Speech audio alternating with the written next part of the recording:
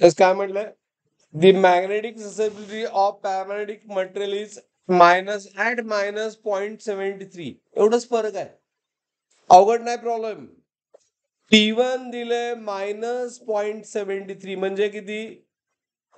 273 -73 किती आलं के? 273 -0.73 म्हणजे 200 के झालं. Is it right? आणि त्यावेळी काय1 किती आहे? 0.0075. T2 दिलंय किती?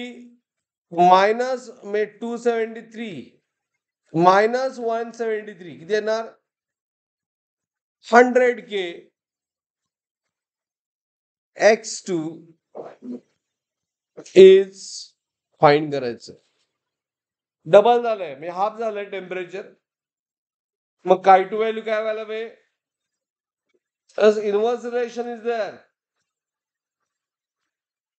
सो काय2 नंबर 4 बघा. यातला नको. नंबर 4. 1-2 मिनिट थांबा आता फक्त. As it is a T1 by T2. बरोबर ना? 100 by 200 हाफ. आणि त्यामुळं काय2 किती आलं? हाफ काय1. काय1 आहे 0.007 आन्सरचा का? 0.007 हाफ. 0.015. Is it right? आलं लक्षात? बरोबर आहे काय? का चुकलं? होत नाही. मी ब्लाइंडली विश्वास ठेवला. हो. किती आन्सर येत आहे? 0.075. 0.00 आहे ना?